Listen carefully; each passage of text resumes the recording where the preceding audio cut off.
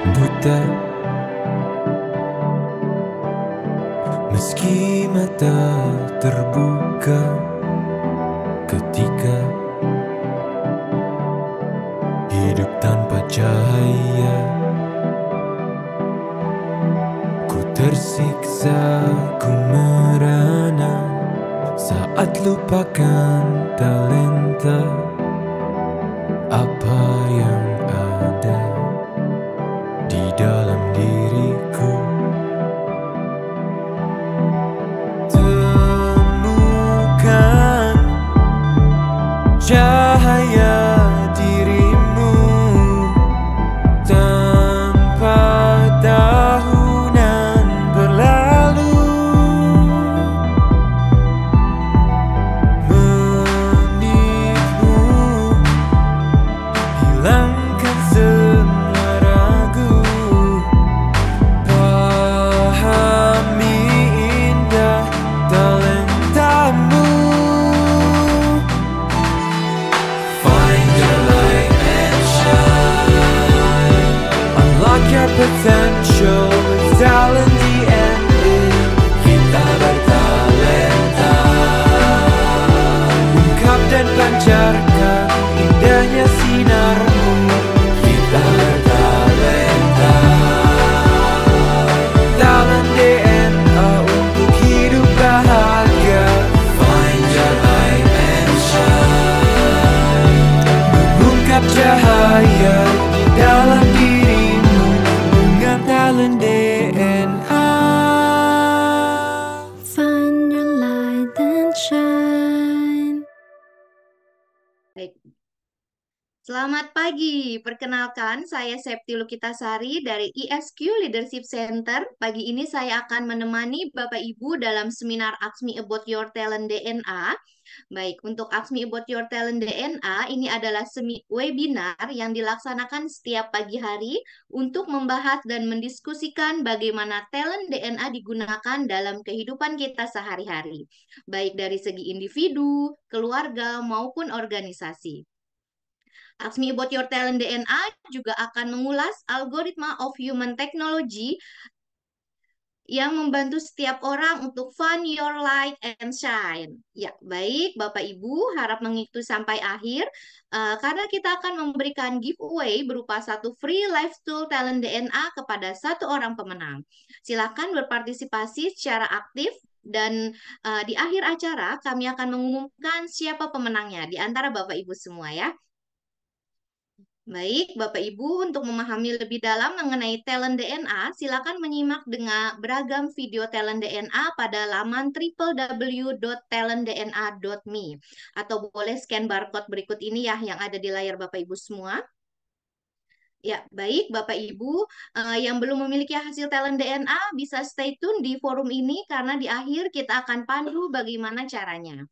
Sebelum kita mulai acara pada pagi hari ini, izin bertanya apakah Bapak Ibu sudah memiliki hasil talent DNA?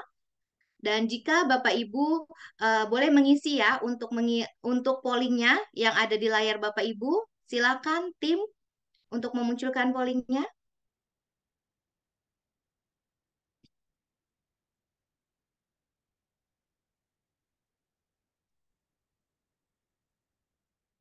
Boleh untuk pollingnya tim.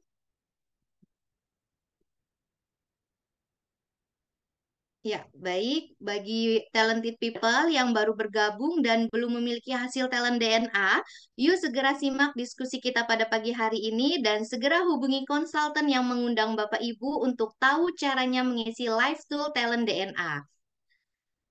Ya, baik. Mungkin ada nih Bapak Ibu yang baru pertama kali ini ya datang ke seminar Ask Me About Your Talent DNA dan belum juga nih memiliki hasil talent DNA-nya atau ada yang sudah berkali-kali juga nih untuk ini ya hadir di seminar Ask Me About Your Talent DNA ini. Baik, Bapak Ibu, mungkin di forum ini beberapa di antara Bapak Ibu ada yang baru pertama kali hadir di Ask Me About Your Talent DNA atau bahkan belum memiliki hasil talent DNA-nya, maka bisa stay tune di forum ini karena di akhir kita akan pandu bagaimana cara memiliki talent DNA. Dan untuk membantu para peserta memahami talent DNA, berikut ini penjelasan mengenai talent DNA yang disampaikan oleh Dr. Ari Ginanjar Agustian. Pada tahun 2000, saya menulis dalam buku ESQ tentang adanya anggukan universal, bahwa manusia akan mengangguk kepada nilai-nilai yang sama, seperti mengangguk kepada kejujuran, keadilan, kebenaran, cinta, kasih sayang, dan masih banyak lagi. Lalu saya coba berikan sebuah pengukuran yang saat itu saya namakan barometer suara hati. Meskipun masih sederhana, tapi sudah saya tulis di halaman belakang buku ESQ. Ada 99 pertanyaan. Lalu pada buku yang kedua, yaitu ESQ Jilid 2 yang saya tulis di tahun 2002, lalu diterbitkan 2003, maka konsep tersebut saya lebih tajamkan lagi menjadi lebih simpel, tapi lebih efisien dan lebih akurat. Lalu saya membaca tentang ada algoritma digitalisasi suara hati tersebut. Dan inilah yang menjadi dasar lahirnya talent DNA yang sekarang bisa Anda nikmati, sebuah live tools untuk membaca nilai-nilai spontan serta tentang konsep-konsep nilai-nilai fitrah pada diri manusia yang bisa kita baca secara sistematis dan bisa menjadi live tools untuk melihat behavior atau perilaku manusia secara spontan yang senantiasa berulang-ulang. Tools ini saya namakan talent DNA. Dengan talent DNA. Find your light and shine. Ya, Bapak Ibu, untuk memahami lebih lanjut algoritma of human technology melalui talent DNA, kita akan diskusikannya bersama dengan Coach Puput sebagai talent DNA fasilitator dan bintang tamu yang sudah hadir yaitu Pak Yus Ahmad. Beliau adalah Certified 3.0 Coach dan Telco Consultant.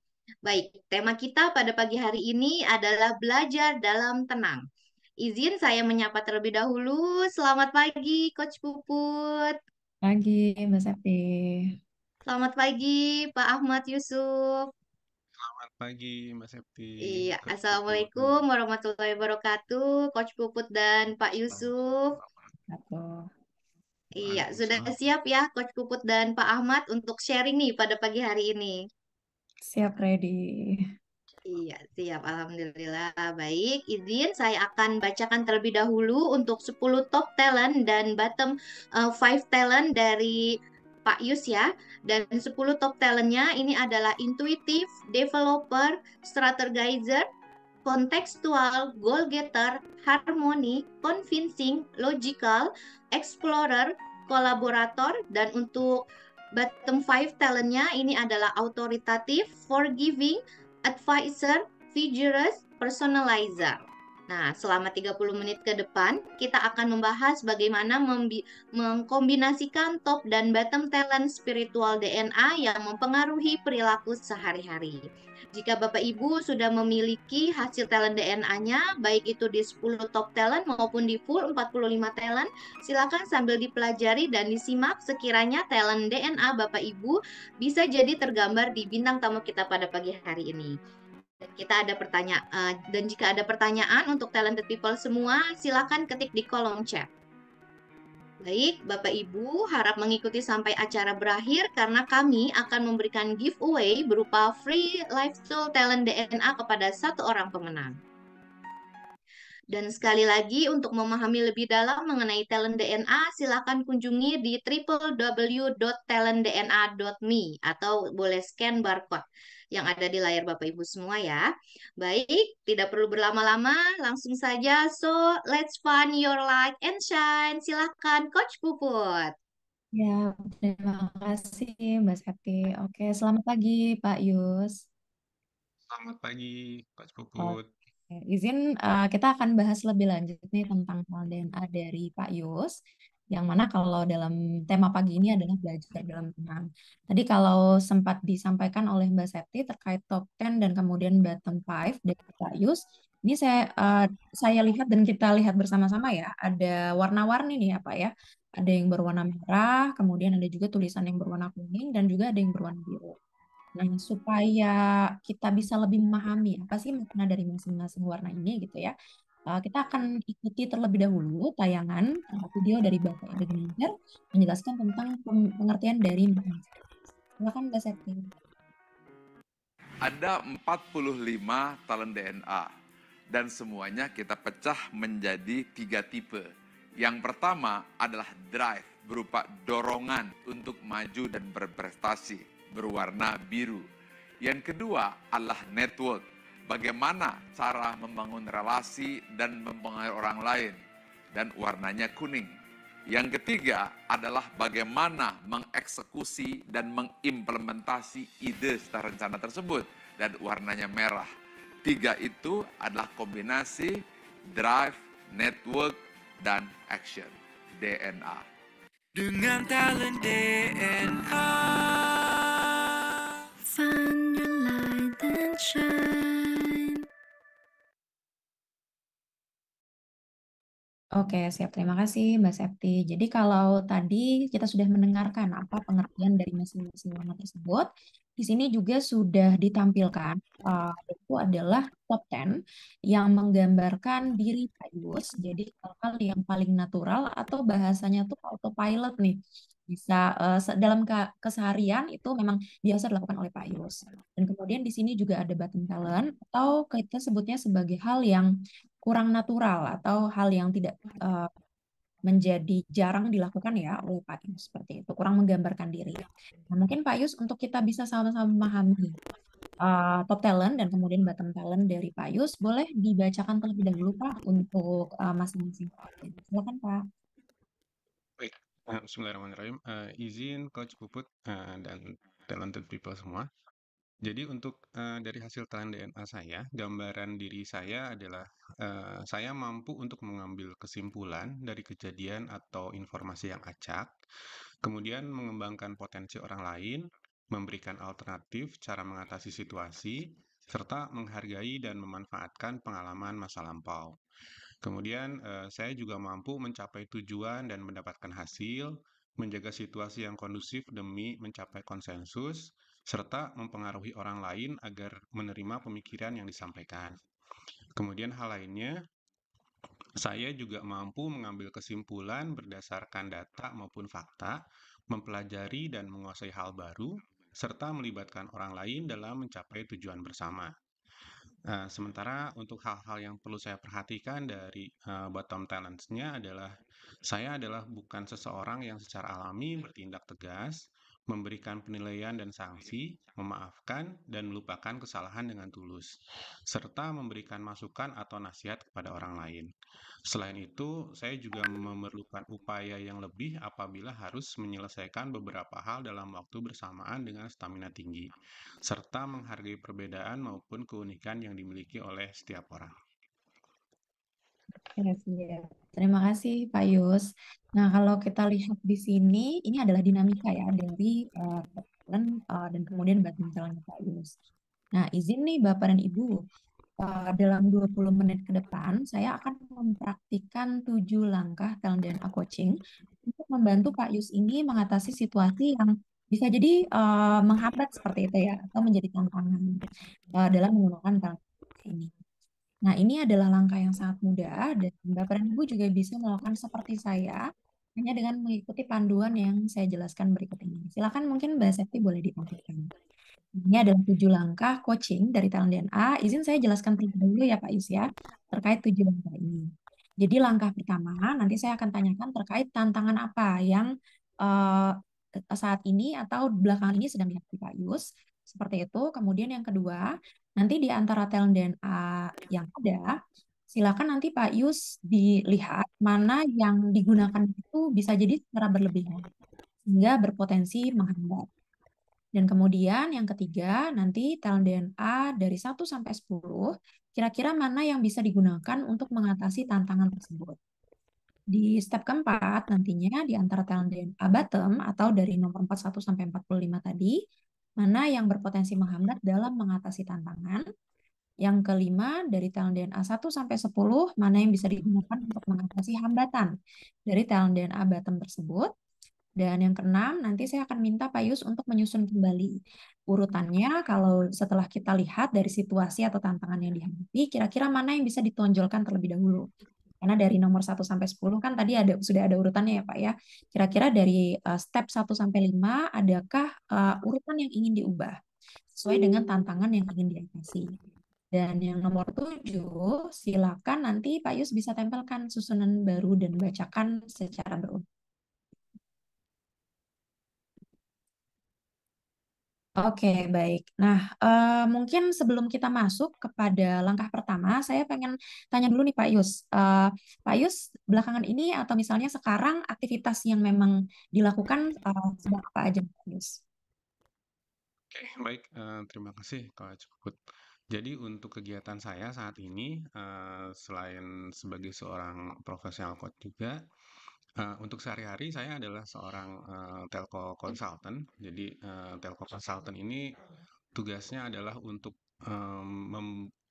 untuk mengimprove dari KPI yang diharapkan oleh customer seperti itu. Sementara untuk bidang kerjanya sendiri lebih di bidang telekomunikasi itu. Jadi mungkin kalau simpelnya apabila ada tower di satu tempat gitu, kemudian di sana sinyalnya kurang bagus. Nah, itu tugas saya untuk mengimprovekan sinyal tersebut sehingga customer bisa mendapatkan layanan dengan lebih baik seperti itu. Kemudian untuk customer, alhamdulillah udah beberapa customer sih kayaknya udah semua provider di Indonesia ya kayak Telkomsel, XL, Indosat sudah pernah saya pegang dan alhamdulillah saat ini saya sedang memegang proyek Telkomsel di Pekanbaru seperti itu. Mungkin seperti itu, Coach Puput. Ya, baik. Baik, berarti tadi memang yang saat ini sedang dilakukan itu Pak Yus bekerja sebagai seorang telco consultant ya, selain juga sebagai 3-point coach.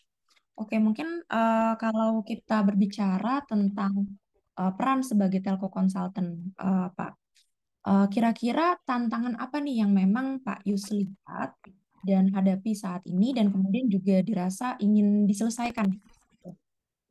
Boleh mungkin diceritakan terlebih dahulu. Baik, terima kasih Coach.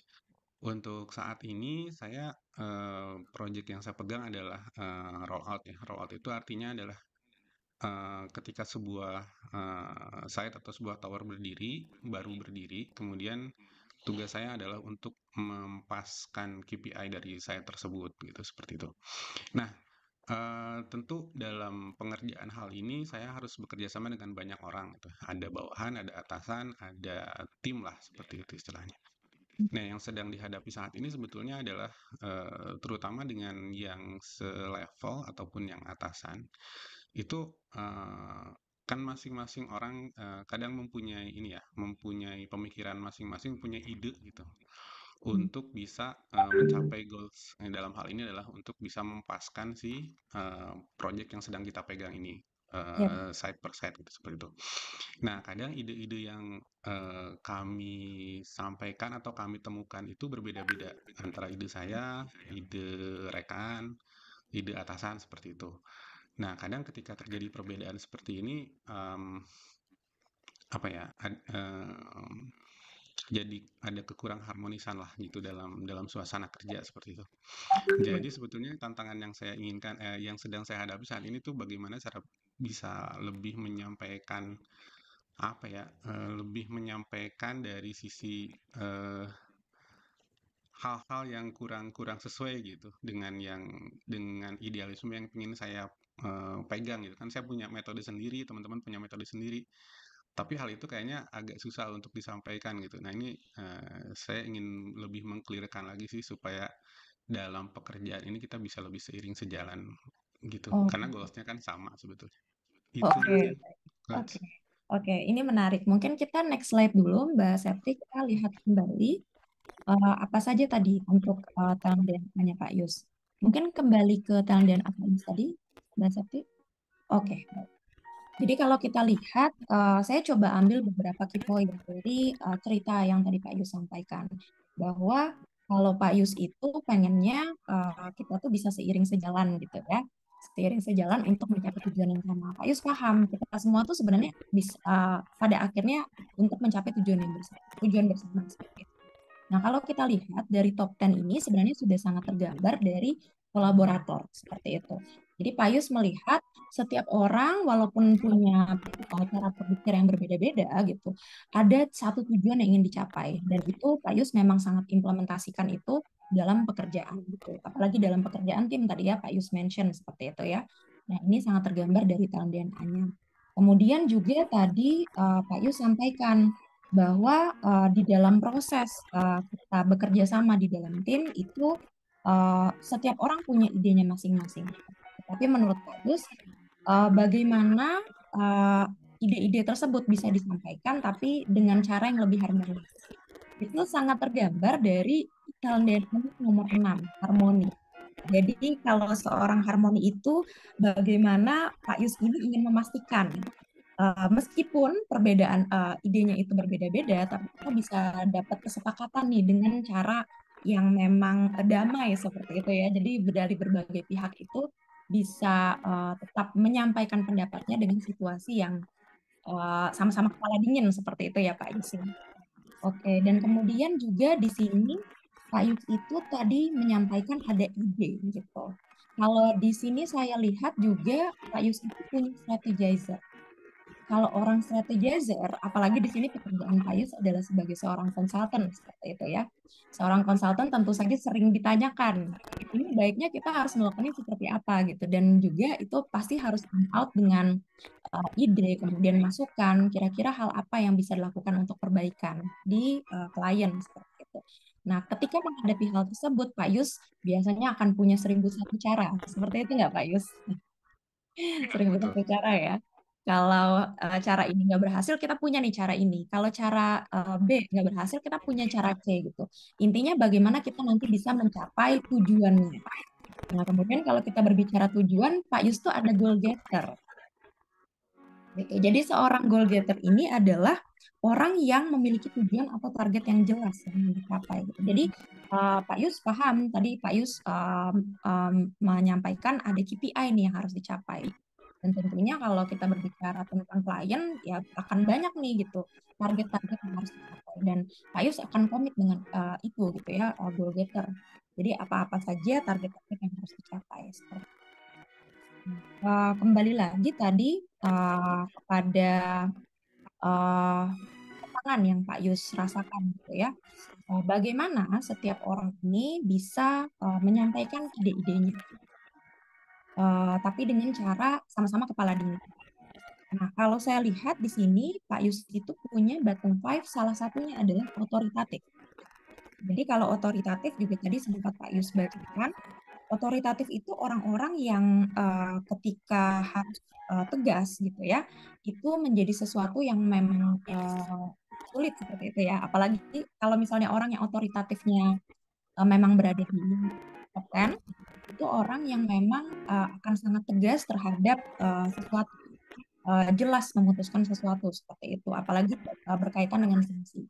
Tapi kalau Pak Yus ini karena memang berada di bottom 5 otoritasnya, jadi ketika harus bersikap tegas ini sesuatu yang jadi cukup effort seperti itu ya Pak ya.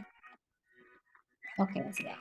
Nah, berarti kalau kita lihat dari sini, Pak Yus, dari top 10 dan kemudian bottom 5, kira-kira yang menurut Pak Yus menjadi tantangan tersendiri dalam proses implementasinya itu yang mana?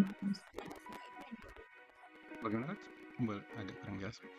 Oke, Mbak Septi mungkin boleh suaranya agak keresek-keresek. Boleh di-mute dulu untuk suara Mbak.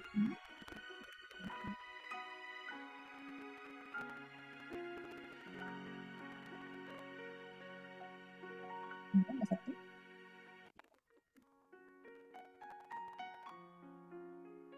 Halo? Suara saya terdengar nggak ya Pak Yus? Ya, tadi agak sedikit hilang sih, tapi sekarang udah jelas lagi. Oke, baik.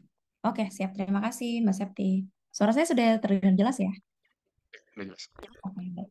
Terima kasih sebelumnya Mbak Septi. Mungkin saya izin kembali lagi Pak Yus, kalau kita lihat dari top 10 dan kemudian bottom 5-nya, dan kemudian tadi kita berbicara tentang tantangan seperti itu ya.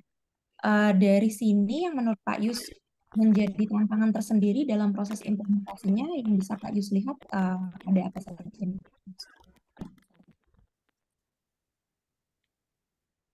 dalam proses implementasi ke arah tadi ya dari apa dari tantangan itu ya. Ya, Sebetulnya betul. kalau dilihat dari tantangan tersebut, kalau saya lihat sih justru bukan lebih ke arah apa ya logical atau kolaboratornya, tapi lebih ke arah goal getternya sendiri gitu. Karena kalau saya pikir sih karena itu jadinya lebih mempengaruhi ke arah fisik sih. Karena kan kalau saya di bottom five itu ada figurus juga ya. Dan di situ memang kalau misalnya ada satu hal yang memang sedang saya pikirkan itu Oke. saya akan selalu mencoba untuk mencapai target itu gitu. Sementara kalau di bottom five sendiri kan terlihat ada figurus gitu di situ. Kadang itu bisa mempengaruhi ke fisik, jadi jadinya apa ya? Saya sempat misalnya kalau lagi kerjaan gitu terus targetnya banyak bisa sampai sakit gitu seperti itu. Mungkin ya karena Oke. udah nggak muda lagi kali ya. Jadi emang seperti itu. Oke. Kalau saya pikir sih jadinya lebih ke arah goal getternya itu sih gimana caranya ya dari tujuan yang saya eh, pengen capai itu gitu bisa lebih cepat terrealisasi gitu. Oke, baik. Pengen dicapai tapi lebih cepat realisasi. Mm-mm. Ya, Pak. Lihat yang dipakai Charten itu adalah goal getter. Top 10 itu Bagaimana Mas? Barusan sempat terputus. Iya. Mbak, suara saya sudah lebih terdengarkah? Udah lebih jelas. Sudah ya, oke. Kalau selain goal getter nih Pak Yus, yang kira-kira dirasa juga ya saat ini sepertinya dirasakan digunakan terlalu berlebihan gitu, sehingga menghambat. Yang secara berlebihan kayaknya lebih ke arah apa ya? Ke arah logicalnya mungkin ya, karena Logika juga ya. kan karena kan seperti saya sampaikan tadi dalam tantangannya adalah masing-masing orang mempunyai cara pemikiran sendiri gitu. Sementara kan logical saya kan ya itu gitu, ya cara berpikir saya seperti Oke, itu, metode saya itu gini gitu. Jadi oke. itu jadinya sepertinya yang apa berpengaruh juga pada tantangan yang saya sampaikan tadi. Oke, baik. Ada cerita nggak nih Pak, pada saat seperti apa goal getter dan kemudian logical itu menjadi sesuatu yang jadi menghambat seperti itu, secara berlebihan? Kalau misalnya ceritanya mungkin lebih ke arah ini ya, pengalaman dia sih yang baru-baru. Karena kebetulan kita kan ada target gitu ya, harus menyelesaikan beberapa hal.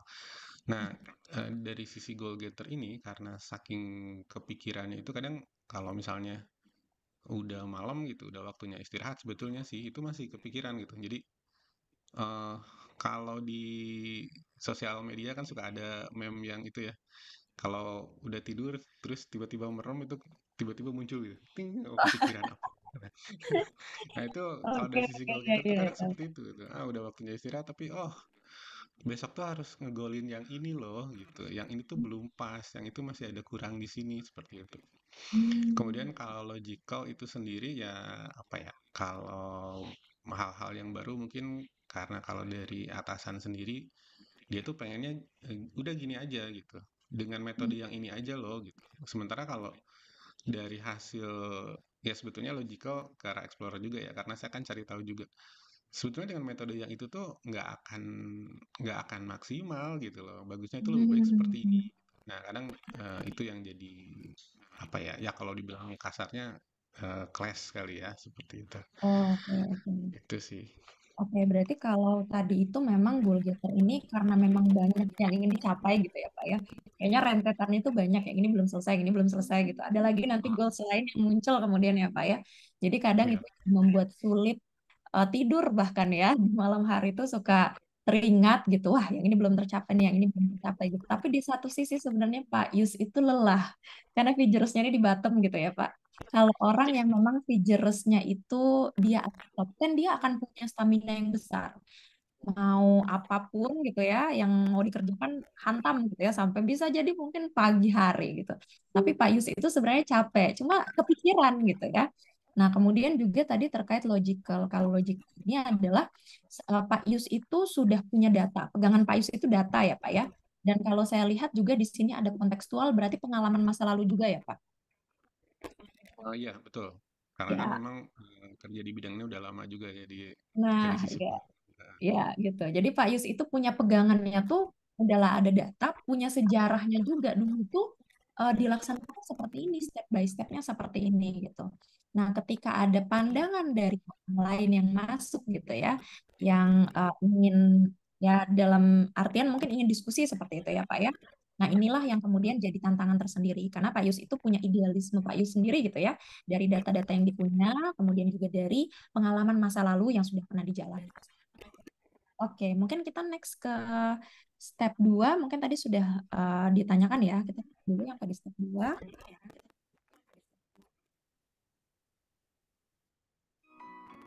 Oke, nah sekarang step ketiga.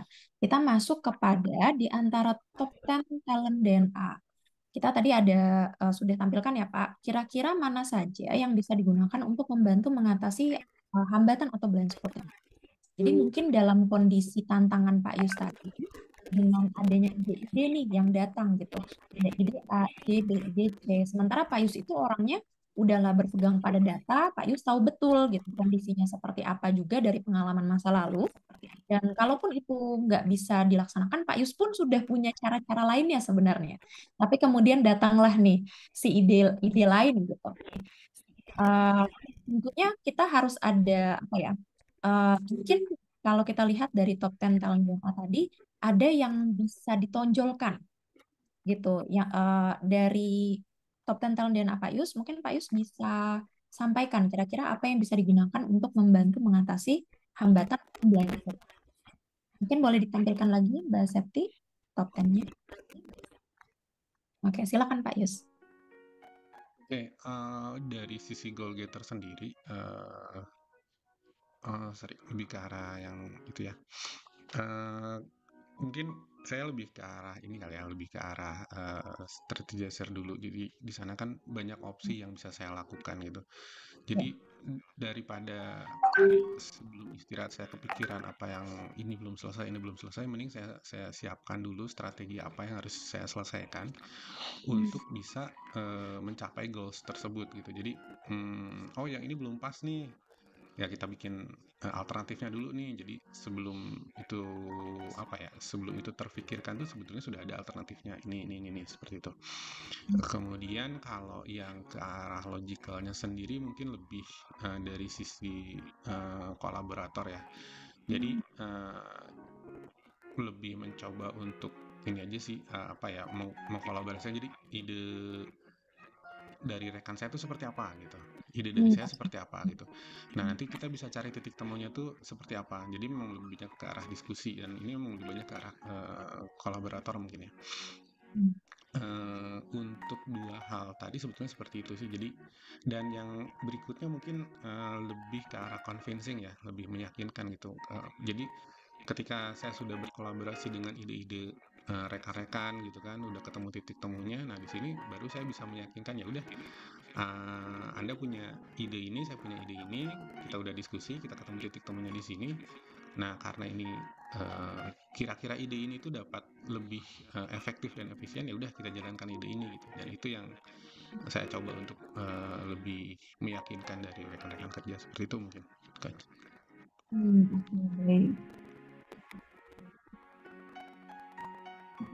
Nah, kalau kita lihat tadi Pak Yus menyebutkan pertama adalah strategizer. Jadi memang meskipun orang punya idenya gitu, Pak Yus juga masih membuka peluang karena Pak Yus kan akan menggunakan kalau cara ini nggak berhasil bisa kita pakai cara lain gitu ya. Nah, peluang untuk menerima ide tersebut Pak Yus akan masukkan kepada top 10 strategizer seperti itu ya Pak ya. Nah, kemudian juga Pak Yus tadi kedua menyampaikan terkait kolaborator. Jadi Pak Yus itu tahu sebenarnya ini kan untuk mencapai satu tujuan ya Pak ya. Bagaimana pada akhirnya kita bisa mencapai goals-nya itu untuk membantu Pak Yus bisa mencapai goals. Kita sama-sama deh gitu. Oke, sini kita kumpul dulu bareng. Apa yang bisa kita kemudian lakukan gitu. Tadi Pak Yus akan mengumpulkan anggota timnya. Dan yang menariknya di sini Pak Yus juga punya developer. Jadi Pak Yus nanti akan bisa melihat gitu. Kira-kira siapa nih yang nanti punya potensi untuk dia kuat di data gitu. Oke, kamu coba sampaikan dari data-data ini apa yang nanti bisa kita lihat. Atau mungkin nanti Pak Yus juga punya developer bisa melihat, oh ini orangnya bagus nih untuk power untuk influencingnya lebih besar gitu, untuk meyakinkannya lebih besar gitu. Nanti Pak Yus juga bisa mengkolaborasikan itu ya Pak Yus ya, karena di sini Pak Yus punya developer. Dan tadi satu lagi adalah bagaimana meyakinkan setelah tahu gitu ide-idenya dikumpulkan, apa yang nanti bisa kita capai tujuan bersamanya, Pak Yus kemudian juga akan meyakinkan, terutama dalam hal ini adalah partner kerja yang memang selevel seperti itu ya Pak ya, Ya, betul. level atau bahkan atasan tadi yang Pak Yus sampaikan ya, untuk bisa kita sama-sama mencapai tujuan bersama itu. Oke, baik. Mungkin kita next dulu, Mbak Septi.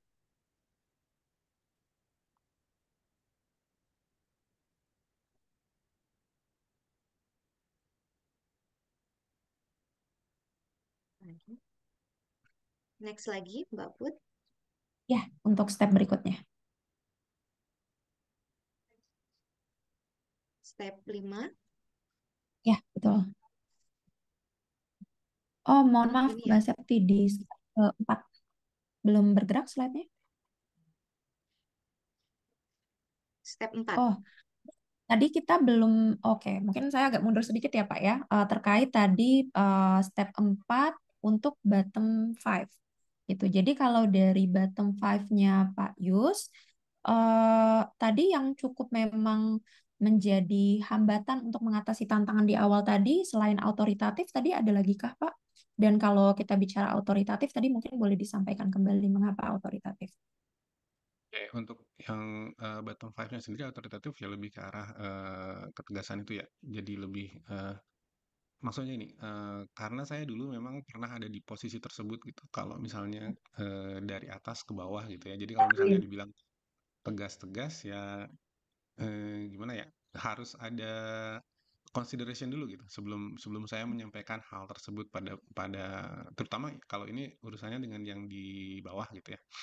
Seperti itu, karena saya juga pernah di posisi tersebut dan saya merasa kalau saya diperlakukan seperti itu saya nggak enak gitu. Nah ini Ya, mungkin otoritatif ke arah bawah ya. Kalau misalnya otoritatif ke arah yang sebelahan atau yang sama yang atasan, itu juga iya balik lagi ke arah itu ya, ke arah kontekstual, ke arah pengalaman dulu gitu.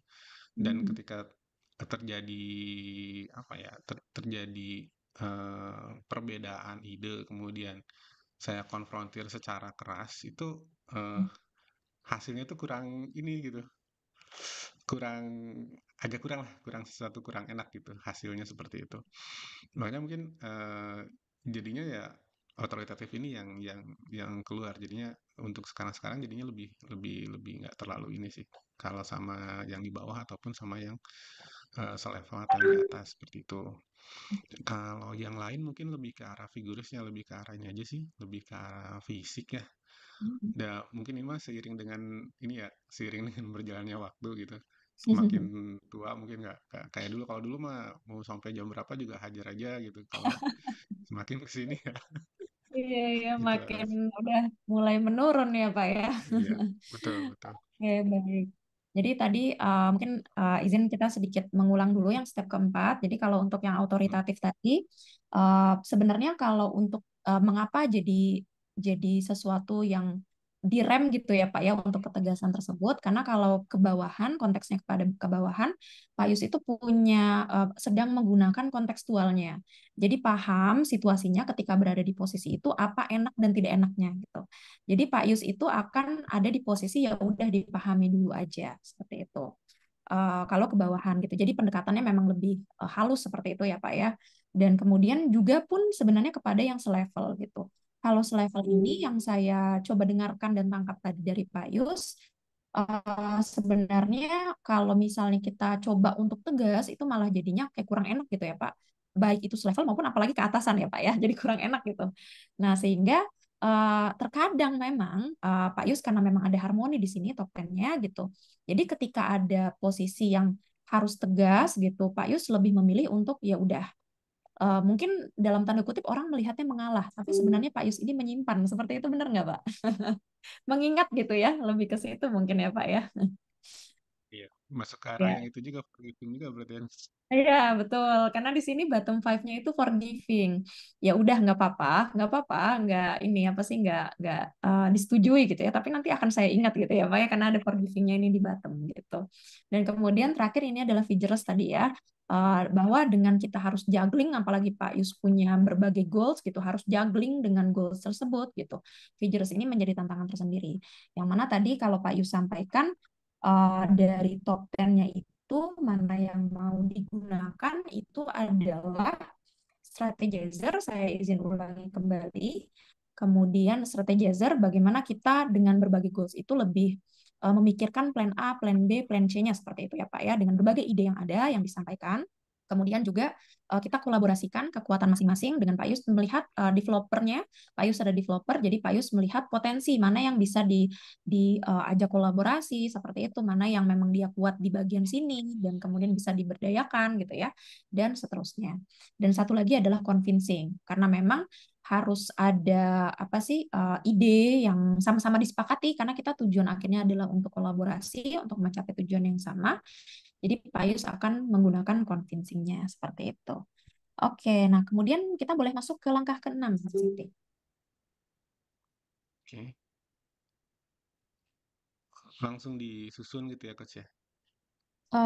Mbak Septi boleh ditampilkan dulu langkah ke-6-nya?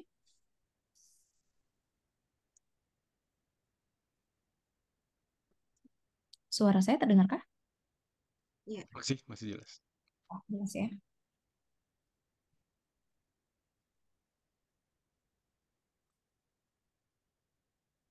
nggak kenal. Kok nggak mau ya? Oke, mungkin sambil menunggu saya izin bacakan langkah ke-6 ya, Pak Yus. Langkah ke-6 ini silakan Pak Yus coba susun kembali nih dari top 10 ini. Kalau top 10 ini kan sudah ada urutannya ya Pak ya, ada intuitif, developer, strategizer, sampai kolaborator gitu. Nah, dengan kita tadi membahas tantangan-tantangan yang Pak Yus hadapi seperti itu. Kira-kira di tantangan tersebut mana yang ingin Pak Yus urutkan di nomor urutan pertama, kedua, ketiga, hingga nomor urutan ke-10 gitu dalam proses itu. Oke, baik Coach. Jadi dari hasil obrolan kita ya, alhamdulillah kayaknya untuk susunan untuk yang nomor satu itu saya geser dari yang nomor 10 ya. Jadi kolaborator saya simpan di nomor satu dulu Oke. untuk memastikan dulu kerjasama antar tim gitu. Kemudian yang kedua baru ke strategizer. Di mana di situ saya akan coba keluarkan semua opsi yang saya punya dan juga dari teman-teman seperti apa gitu ya alternatifnya. Kemudian berikutnya saya lanjut ke nomor 7 convincing gitu. Jadi dari ide saya dan ide teman-teman kita sudah ketemu. Nah dari situ baru saya apa ya? Saya yakinkan sama teman-teman gitu bahwa ide yang bagus tuh yang ini loh, yang hasil dari kolaborasi kita seperti itu. Kemudian dari situ tentu dari ide yang ada kita juga coba cari ini juga ya, cari data-data lagi ya ke arah nomor 9 ke Explorer. Oke. Kemudian dari Explorer itu ke arah logika ya, dari data itu kemudian dirangkai lagi seperti itu.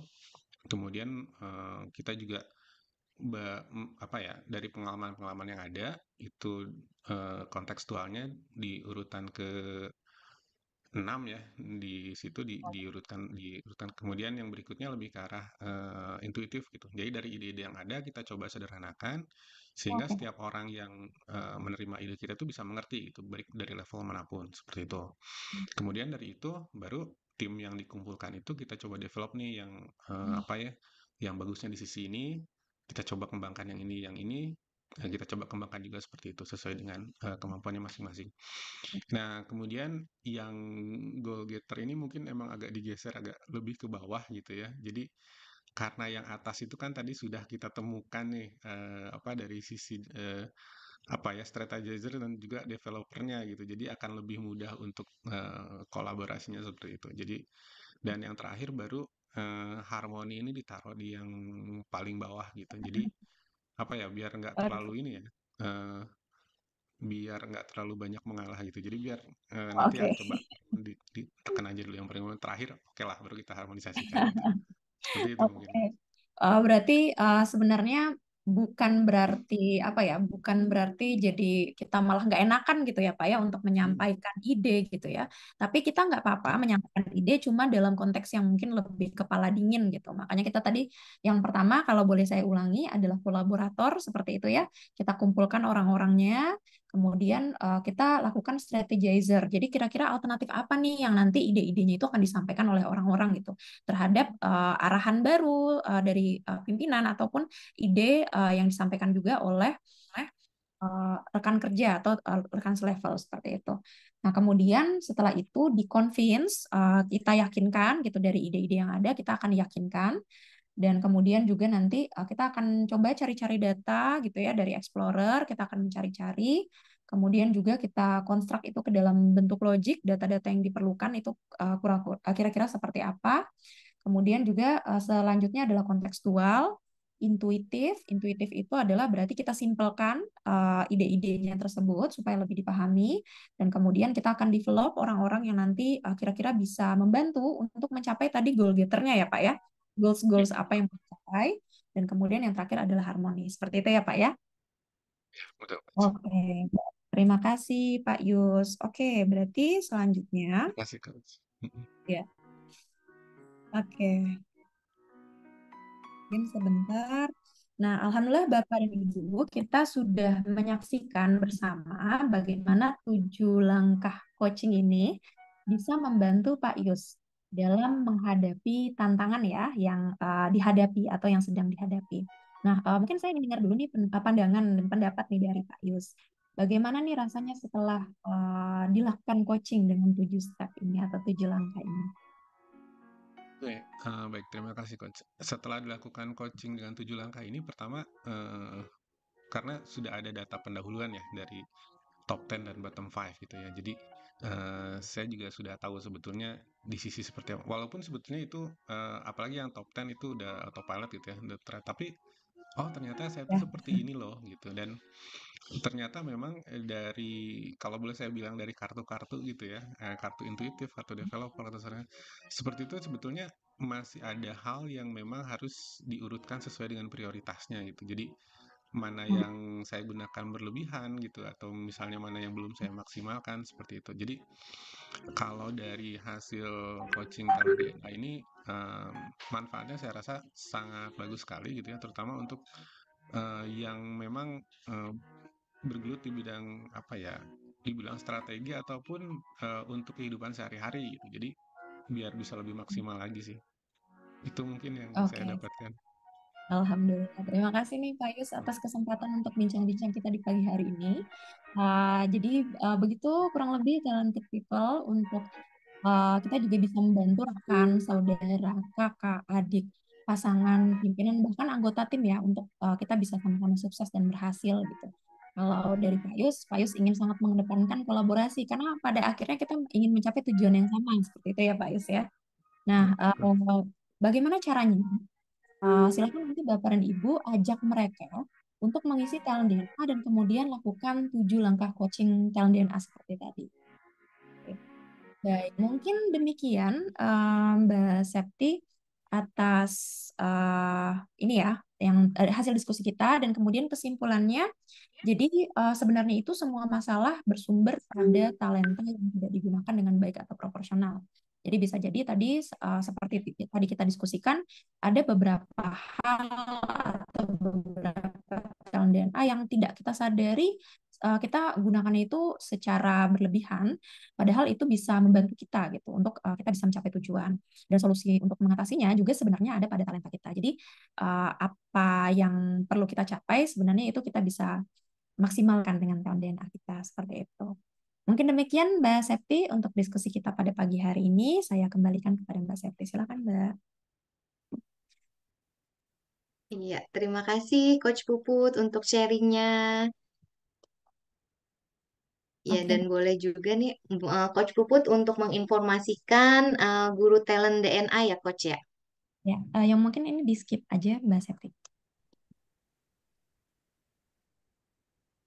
Ya, Oke, baik. baik, terima kasih Coach Puput dan juga Pak Yus, Ahmad untuk sharingnya pada pagi hari ini. Dan kita senang sekali nih bisa mendengarkan cerita dari Pak Yus yang sangat menginspirasi dan juga tergambar dari talent DNA-nya. Dan insya Allah sangat bermanfaat juga ya untuk kita semua talented people. Dan untuk Coach Puput, saya akan eh, mungkin ada beberapa pertanyaan dari talented people semua. Silakan yang ingin bertanya. Baik, jika tidak ada, boleh saya menutup. Sebelum kita menutup acara pada apa manfaat dan dampak positif talent DNA yang sudah Pak Yus rasakan? Silakan Pak Yus. Oke, seperti yang sudah disampaikan tadi ya, untuk manfaat yang didapatkan, pertama dari data talent DNA yang sudah saya dapatkan, karena memang apa ya, terutama yang top 10 yang autopilot ini baru saya rasakan ternyata bisa ada kartu-kartunya seperti itu gitu ya. Dan kemudian ternyata memang ada beberapa yang digunakan secara terlalu berlebihan. Kemudian setelah dilakukan coaching tadi bersama Coach Puput, dari kartu-kartu talent DNA itu ya terutama yang top 10 bisa kita urutkan lagi sebetulnya mana sih yang harus saya lakukan lebih dulu gitu. Kemudian mana yang sebetulnya bisa dilakukan di bawah itu gitu. Jadi biar semuanya menjadi lebih maksimal. Mungkin itu ya, Chef. Baik, terima kasih Pak Yus. Dan selanjutnya boleh nih Coach Puput sebagai closing statement acara kita pada pagi hari ini. Apa manfaat dan dampak positif talent DNA bagi individu, keluarga, maupun organisasi? Silakan Coach. Oke, siap. Terima kasih, Mbak Sakti. Jadi kalau kita lihat perjalanan dalam proses pagi hari ini adalah bagaimana Pak Yus untuk lebih self-aware ya terhadap dirinya seperti itu. Talenta-talenta mana yang memang digunakan dan kemudian itu bisa sangat membantu untuk mencapai tujuan. Nah, bayangkan nih kalau hal tersebut sayangnya tidak diketahui seperti itu ya. Bayangkan berapa banyak orang yang tidak tahu dirinya seperti itu. Suami dan istri yang tidak paham pasangannya, orang tua yang menghakimi anaknya, ada juga pemimpin yang bahkan salah melanggar timnya, rekan-rekan kerja yang bisa jadi temannya karena tidak mengetahui. Nah, dengan talent DNA, maka semakin banyak orang itu bisa mengenali dirinya dan hidup lebih bahagia serta sukses. Dengan talent DNA, diharapkan semakin banyak pasangan dan keluarga yang hubungannya lebih baik. Dan dengan talent DNA, maka semakin banyak organisasi yang berkolaborasi. Untuk itu, mari kita dukung gerakan Nusantara Bertalenta yang dicanangkan oleh Dr. H.C. Ari Ginanjar Agustia. Let's find your light and shine. Dan Mbak Sakti. Ada 3 manfaat untuk talent DNA. Yang pertama, bagi individu agar hidup bahagia dan sukses, memahami siapa diri kita, dan bahkan menentukan apa karir yang paling sesuai dengan talenta DNA kita. Yang kedua, bagi keluarga. Ini sangat penting untuk pasangan supaya bisa harmonis tanpa friksi. Kemudian orang tua, bagaimana menilai anak supaya tidak berdasarkan keinginan diri, tapi dengan memahami siapa anak kita, apa talentanya. Belum lagi kakak dan adik, mertua dan keluarga, semuanya harus saling mengenal. Inilah ta'aruf talent DNA. Dan yang ketiga adalah bagi korporasi. Banyak sekali staf yang salah penempatan. Pimpinan tidak bisa mampu membaca siapa bawahan. Dan akhirnya rekan kerja timbul friksi akibat tidak saling mengenal. Sehingga tidak terbangun tim collaboration. Talent DNA menjawab hal tersebut. Sehingga akan terjadi penempatan yang sesuai dengan talent DNA dan terjadi soliditas dan harmonisasi dalam bekerja. Inilah 3 manfaat talent DNA. Dengan talent DNA. Find your light and shine.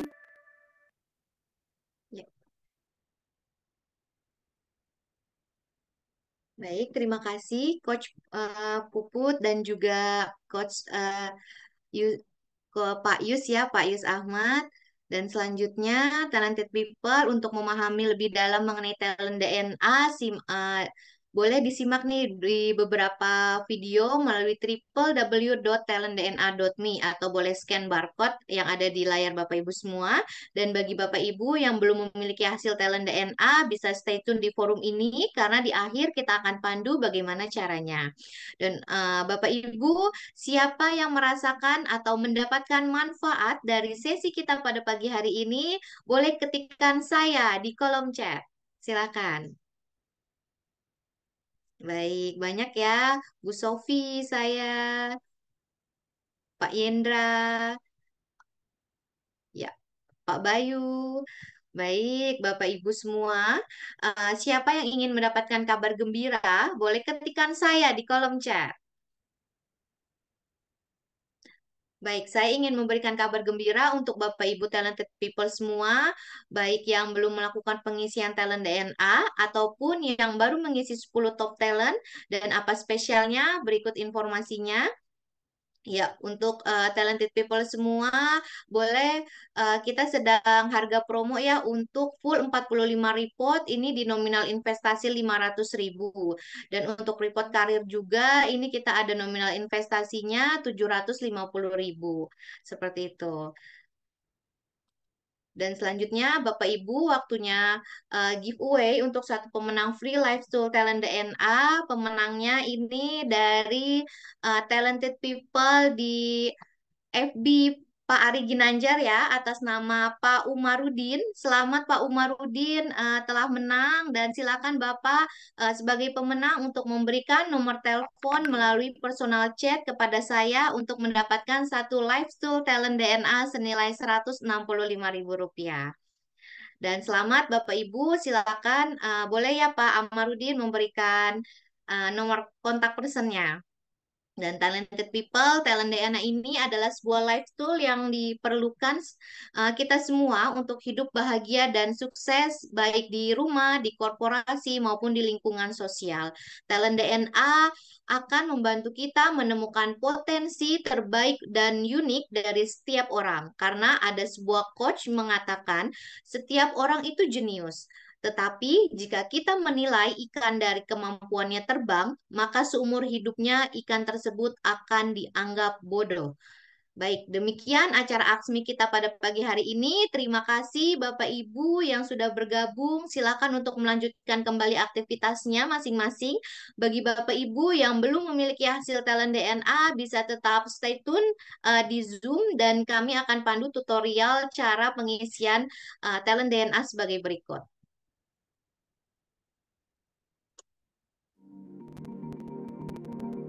Sudah tahu talenta kamu? Yuk cari tahu. Talent DNA, find your light and shine. Tutorial pengisian talent DNA. Link assessment akan kamu terima di email. Cek email kamu. Cek spam jika tidak menemukan emailnya di halaman utama. Klik link talent DNA di email. Kamu akan masuk ke halaman pengisian talent DNA. Geser slide untuk memilih yang paling sesuai dengan kamu atau yang paling tidak sesuai. Isi sampai selesai, klik tombol selesai. Cek email kamu untuk tahu hasilnya. Inilah kekuatanmu untuk berkembang.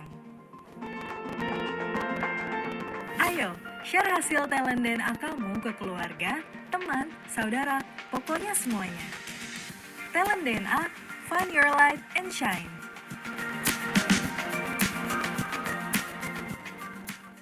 Baik, Bapak Ibu, itu tadi tutorial cara untuk mendapatkan talent DNA. Silakan kunjungi di www.talentdna.me. Kemudian Bapak Ibu tinggal memilih tipe asesmen apa yang akan diambil. Baik, sampai sini mungkin apakah ada yang ingin ditanyakan dari talented people semua? Baik, jika tidak ada, Ya, terima kasih atas waktunya talented people semua, dan juga Pak Yus dan juga Coach Pupu, terima kasih. Dan semoga kita semua mendapatkan banyak manfaat dari seminar AXMI pada pagi hari ini. Sekian, selamat pagi dan selamat beraktivitas kembali. Akhir kata untuk kita semua, salam gerakan Nusantara bertalenta. Selamat pagi.